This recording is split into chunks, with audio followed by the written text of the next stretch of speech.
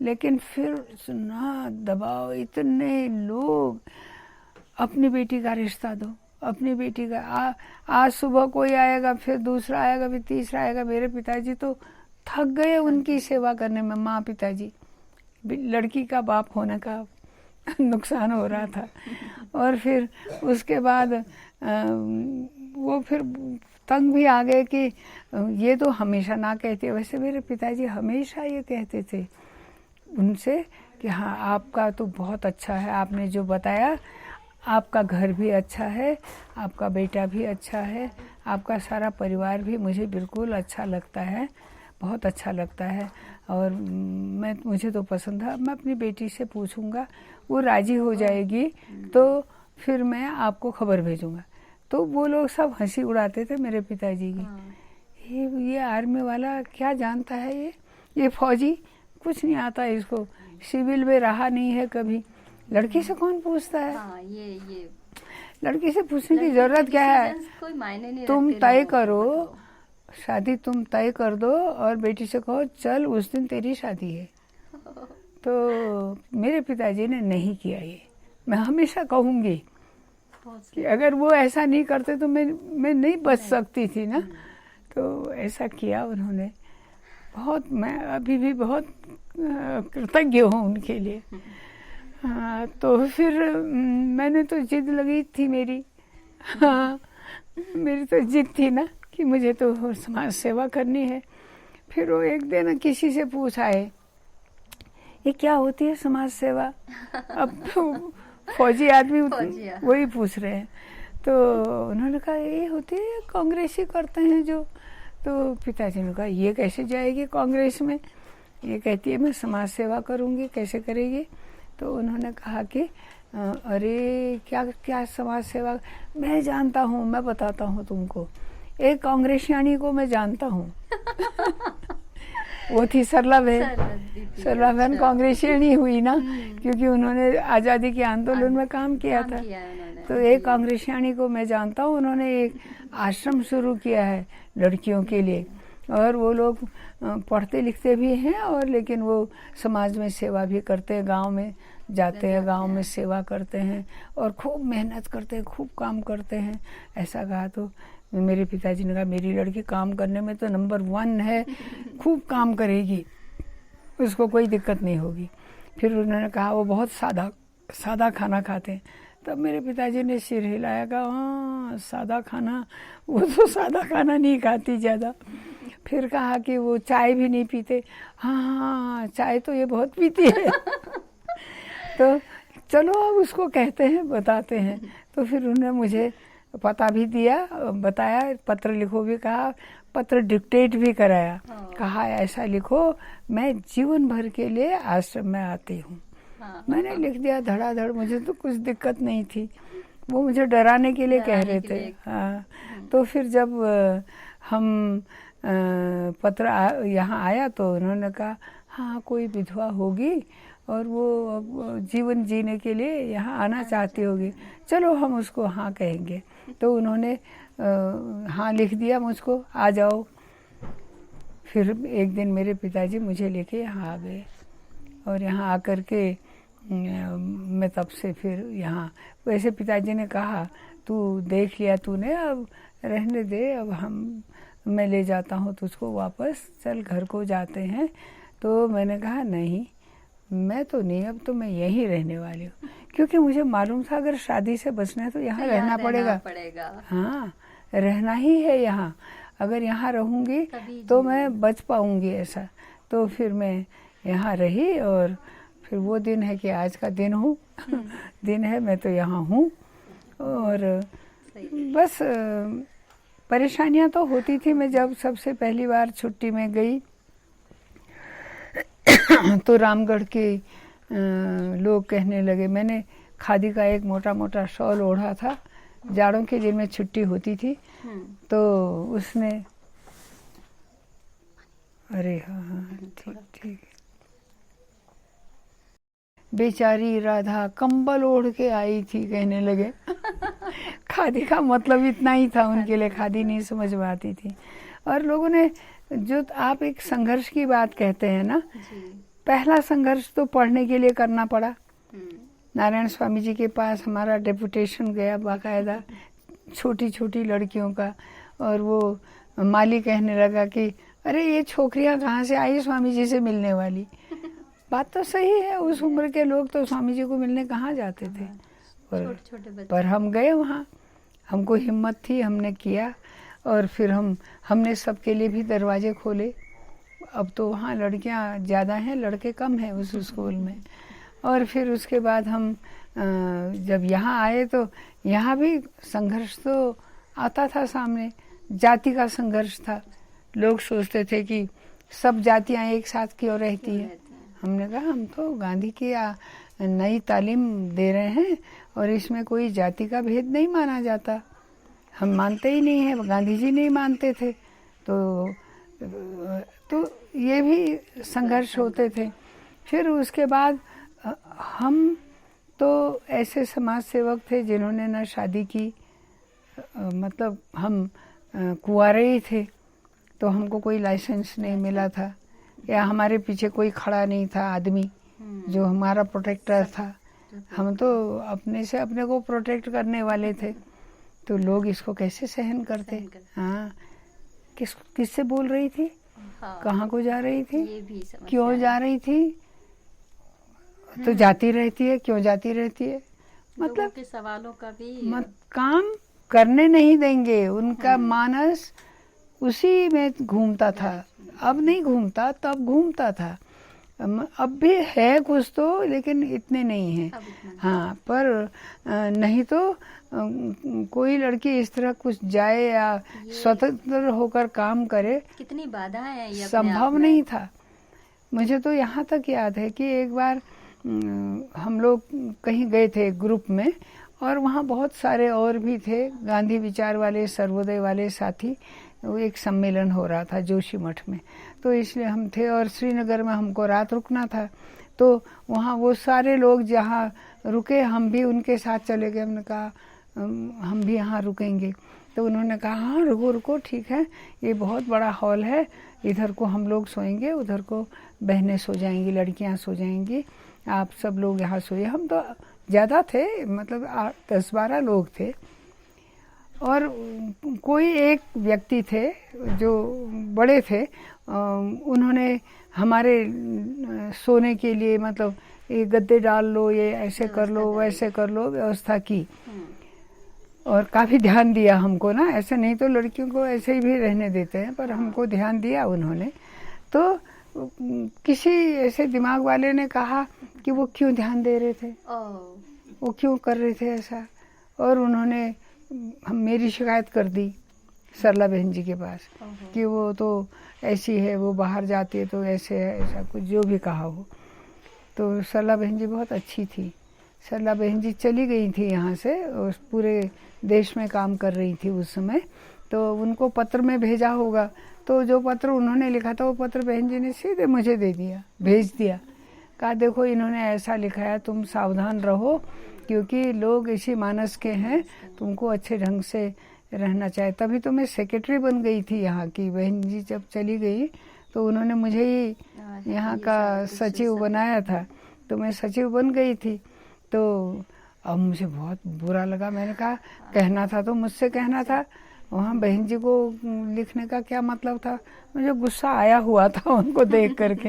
हाँ बिल्कुल, मैं गुस्साबाज तो थी, और एक प्रकार का पवित्र गुस्सा होना चाहिए। हाँ होना चाहिए, मतलब मैं किसी को मार थोड़ी रही थी मैं, लेकिन मैं कह रही थी तुम अन्याय कर रहे हो, गलत कर रहे हो, क्यों कर रहे हो।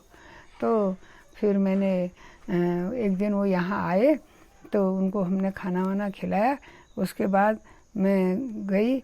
मैं तो अपने पास कभी आश्रम की चाबियाँ कोई नहीं रखती थी, वो तो हमारे ऑफिस में ऐसे ही टांग दी जाती थी, जब जिसको चाहिए निकाल ले जाओ।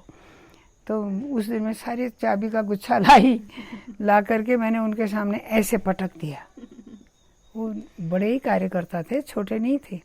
मैंने कहा अब तुम संभालो इसको, मैं तो बेकार हूँ ना, मैं तो नालायक हूँ, मैं तो गलत काम करती हूँ या गलत लोगों से रिश्ता रखती हूँ तो अब तुम संभालो, मैं अपनी इज्जत को ख़त्म करने के लिए समाज सेवा नहीं कर रही। मेरी समाज सेवा मेरे अपने समर्पण के साथ है, मेरे अपने काम के साथ है, मेरी लगन के साथ है। मैं उस लगन के साथ काम कर रही हूँ। तो इसलिए वो बिल्कुल हक्के बक्के रह गए। मैंने कहा नहीं राधा बहन, नहीं। मैंने कहा तो फिर बहन जी को लिखने का मतलब क्या था आपका? फिर अरे गलती हो गई। तो मैंने कहा ठीक है, अब गलती हो गई तो गलती तो की है। तो फिर मैंने कहा अच्छा जाओ, अब जो है मैंने उनको जो कहना था कह दिया। तो इससे क्या है, ये संघर्ष हमको हमेशा करने होते हैं लड़की को। लेकिन इसके लिए लड़की को स्वयं पवित्र रह करके, या पवित्र शब्द अलग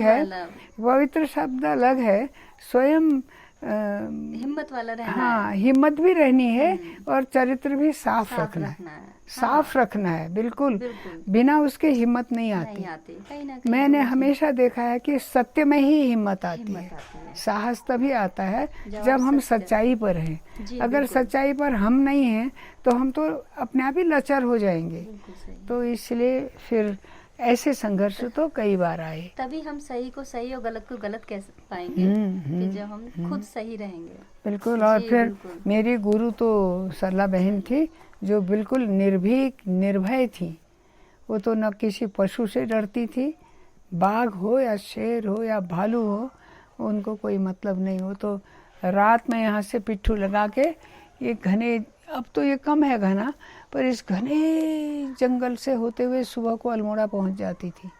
और सुबह अल्मोड़े में उजाला होने से पहले पहुँचती थी, नहीं तो वो नज़रबंद थी ना यहाँ। अच्छा। हाँ, तो इसलिए नज़रबंद थी। तो फिर वहाँ अगर पुलिस को पता चल जाए ये नज़रबंद कहाँ से यहाँ अल्मोड़ा आ गई तो फिर गड़बड़ हो जाएगा। तो इसलिए चली जाती थी। और फिर इंडोर मतलब कम किसी घर में एक वहाँ भी समाज वही थे, कांग्रेसी लोग थे, सब इकट्ठा होते थे। फिर मीटिंग होती थी उन लोगों की, उस सब के लिए वो जाती थी वहाँ।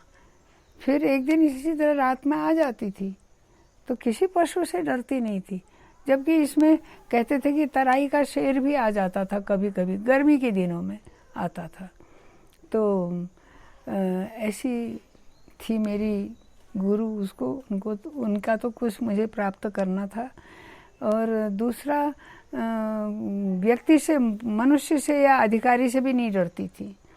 एक बार एक अधिकारी थे, भारतीय थे, औसत में तो यूरोपीय लोग होते थे उस समय में, लेकिन वो भारतीय थे और यहीं के थे, गढ़वाल के।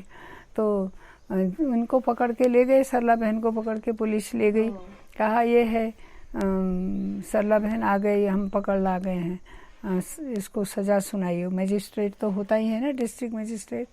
तो उनको कहा, तो उन्होंने सरला बहन को खड़ा रखा। फिर सरला बहन से कहा, तुमको शर्म नहीं आती? तुम तो खुद ही ब्रिटिश हो और ब्रिटिश राज्य के खिलाफ लड़ रही हो, हाँ, तुमको शर्म नहीं आती? बहन जी ऐसे तन गई और तन के उन्होंने कह दिया, आपको शर्म नहीं आती? आप भारतीय होकर के भारतीयों के पक्ष की बात नहीं कर रहे हो, ऐसा कह दिया। वो झंडा हो गया। उसने कहा ले जाओ इसको उधर, ले जाओ इसको ले जाओ, मैं लिख दूंगा इसकी सज़ा। ऐसा कह करके फिर वो उनको ले गए। तो ऐसे कमाल की महिला थी। तो उसके साथ रहने का हमको मौका ही मिल गया, काम करने का मौका मिल गया, ये बहुत बड़ा सद्भाग्य था।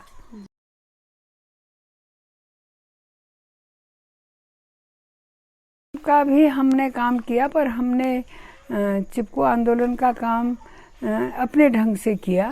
हम क्योंकि हम यहाँ बच्चों को पढ़ाते थे ना, ऐसा था कि हम चिपको आंदोलन में दूसरे जिलों में तो गए ही। चमोली में एक तरह का चिपको आंदोलन था कि वो केवल कटाई बंद नहीं करता था, बल्कि वृक्षारोपण भी करता था। तो हम कई बार उनके इन कार्यक्रमों में गए। और टिहरी का जो था आंदोलन, वो इस प्रकार से था कि वो कटाई रोकने का ही मुख्य काम करते थे। और वो कहते थे कि जो होगा, मतलब जो वृक्षारोपण होगा वो सरकार करेगी। तो हम इसमें ज़्यादा जाते थे, वृक्षारोपण भी और कटाई रोकना भी, और दूसरी ओर को गांव को जागरूक करने का काम हमने बहुत किया। हमने उसको अपनी शिक्षा में ही जोड़ दिया। तो हम बच्चियों को लेकर के गांव-गांव जाते थे, पदयात्रा करते थे, और गांव-गांव में कैसे आप अपने जंगल को बचाएंगे और आपको क्या लाभ होगा, उसकी बातें पूरे में। हाँ, और उनको नाटक के द्वारा, गानों के द्वारा, नृत्य के द्वारा हमने खूब गाने भी बनाए, खूब नए गाने बना दिए, और नृत्य में भी वो गाने चलते थे, और ऐसे करके बच्चियां भी करती थी और हम भी बताते थे।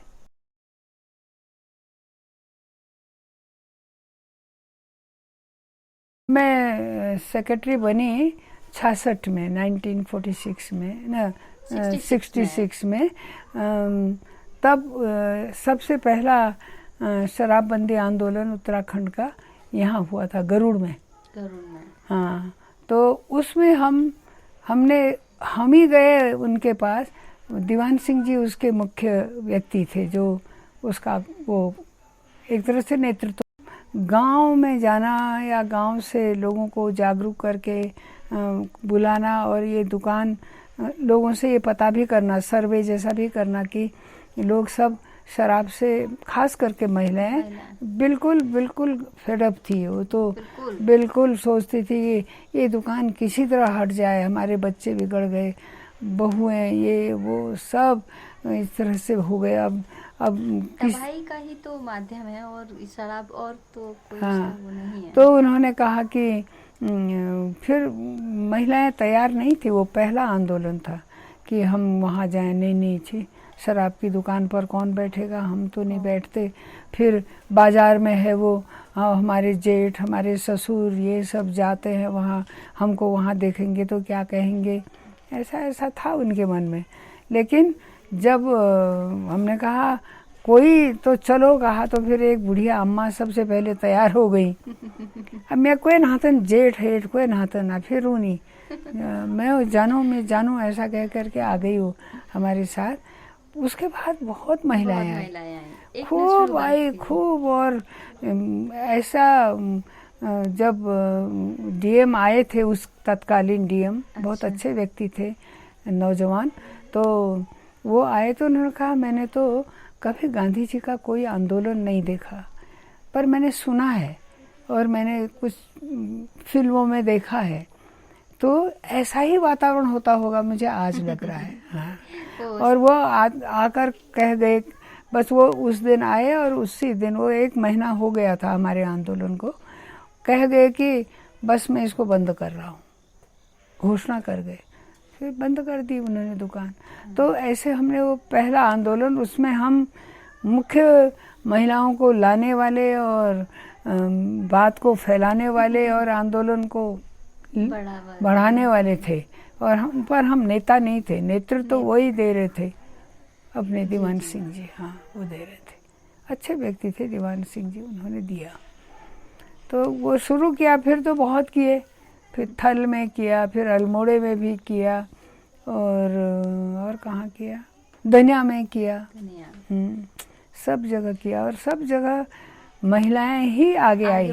हमने कहा महिलाओं से तुम आगे रहोगे, हम तुम्हारे पीछे रहेंगे।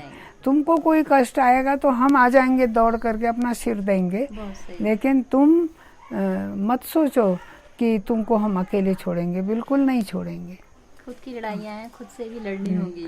तो वो सीख लेते हैं ऐसा करना ना। फिर अभी तो क्या है, कई जगह अब हम कहाँ जा रहे हैं शराबबंदी करने पर, कई जगह महिलाएं खुद से निकल के आ रही हैं और खुद कह रही हैं कि नहीं हमको चाहिए, और वो धरने पर बैठ रही हैं, आंदोलन कर रही हैं, सब कर रही हैं, और महीनों कर दे रही हैं। तो इतनी प्रेरणा तो पूरे सब जगह फैली, उसके पहले ये कल्पना ही नहीं थी। हाँ।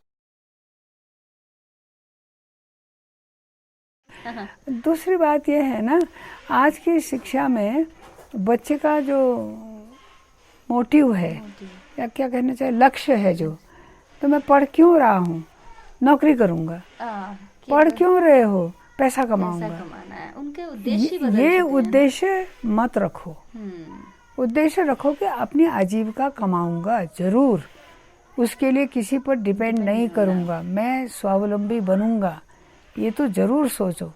और सोचना ही चाहिए कि पढ़ो या ना पढ़ो, जो भी करो, पर ये जरूर सोचो कि अपनी आजीविका के लिए दूसरे पर निर्भर नहीं करूंगा। मैं शक्ति भर काम करके मैं अपना काम, अपने परिवार, अपना पालन पोषण करने का पूरा काम करूंगा।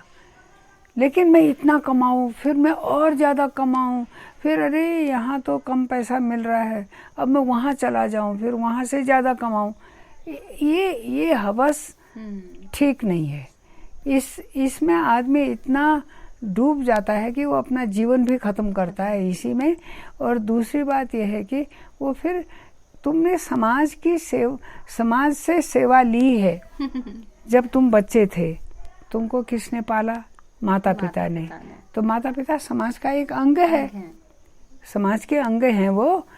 करूं, और कितना त्याग माँ करती है, कितना पिता करते हैं। मैं कितना अपनी माँ को, पिता को याद कर रही हूँ आज भी इस उम्र में, तो है वो। तो वो तो समाज है भाई, उसने इतना किया। फिर हमने मान लो स्कूल में पढ़ने चले गए, वो सारे टीचर्स की तनख्वाह क्या मेरे पिताजी ने दी थी? वो सारे शिक्षक थे, सारी बिल्डिंग थी इतनी बड़ी, इतना सब कुछ तामझाम था वहाँ। तो वो कौन किसका था? वो समाज का था। तो उस समाज के कारण मैं पढ़ पाई, मुझे पढ़ने का मौका मिला। आज के बच्चे जो हैं उनको भी पढ़ने का मौका मिल रहा है, क्योंकि समाज ने उनके लिए स्कूल खोला है, समाज ने वहाँ सब कुछ व्यवस्था की है। और वो सारी व्यवस्थाएं वो हो रही है, तभी हम पढ़ पा रहे हैं। तो जब हमको पढ़ाने में, हमको तैयार करने में समाज का इतना हाथ है, तो हमको सोचना चाहिए कि बाद में हम जब योग्य हो गए तो हमको कुछ तो समाज के लिए करना, थोड़ा बहुत तो करना, कुछ तो करना चाहिए। उसको जिसको कहते हैं, हम उनका बदला तो नहीं दे सकते, ऋण तो नहीं चुका सकते, पर थोड़ा अपने संतोष के लिए कुछ तो करना चाहिए। तो ये मैं बच्चों को बहुत कहना चाहती हूँ। आपके विद्यार्थी हों, हमारे विद्यार्थी हों, कोई भी हों, वो हर समय यही ना बनाए कि मैं फलाना बनूंगी और मैं फलाना क्या कहते हैं वो कंपटीशन जीत जाऊंगी, फिर मैं ये बन जाऊंगी। केवल इतना ही मत सोचो। ये ठीक है, कुछ तो सोचो, लेकिन ये मत सोचो कि मैं पैसा ही कमाऊंगी, पैसा ही कमाऊंगी, पैसा ही कमाऊंगी। ये एक बात है। मतलब आपके अनुभव सच में हमें तो बहुत ही ज़्यादा प्रभावित किए, और मैं अपने जीवन में इनको ज़रूर उतारने वाली हूँ। और जो मेरे विद्यार्थी हैं, मैं ये मैसेज बच्चों को जरूर पहुंचाऊंगी। मैं चाहती हूँ कि वो जो वर्ग है, छठी क्लास से जो वर्ग बच्चों का है, वो सीखने का है। और इस उम्र पे बच्चा जो सीखता है 14, 15, 16 साल तक, तो वो ही सोच वो 80, 90 साल तक बरकरार रहती है। हम कुछ गलत करने से रुकते हैं कि नहीं हमने तो ऐसा नहीं सीखा था। तो जो सीख होती है वो बचपन की होती है। तो वो चीज हमें बच्चों में जरूर डालनी है। और हम ही अच्छा करेंगे, वो हमको ही फॉलो करते हैं, तो वो हमसे सीखते हैं। छोटा बच्चा माँ बाप को देखता है कि ये कैसे कर रहे हैं और क्या कर रहे हैं वो, है ना। कुछ बच्चा तो वो धीरे धीरे माँ बाप से ही सीखता जाता है। तो वही चीज विद्यार्थी भी हमसे सीखेंगे, शिक्षक से भी सीखते हैं। शिक्षक से तो हमको उनके लिए आइडियल रहना है। नहीं, कभी कभी तो ना वो माँ बाप से ज्यादा शिक्षक को मानते हैं। मतलब बच्चे से, अगर कौन थी पता नहीं, किसी ने कहा कि मेरा बच्चा ये सीख के लाया स्कूल से। मैंने कहा नहीं बेटा, ऐसा तो नहीं होता, ये तो ऐसा होता है। नहीं मम्मी, आपको नहीं पता, मैम ने कहा है। जी बिल्कुल, मैम ने ये कहा है। तो मैम ज्यादा है, मैम का बताया ज्यादा मजबूत है और माँ का उतना नहीं है। तो इसलिए शिक्षक अपने को, आज का शिक्षक अपने को अपनी उस भूमिका पर ले आए जो उसकी भूमिका थी, जो उसका शिक्षक शब्द है, उसको पूरा करना। वो गुरु होता था, वो बताने वाला, अंदर के जो वो था, क्या कहना चाहिए, अंधकार था, उसको दूर करने वाला। गुरु शब्द का तो अर्थ यही है, तो ये था।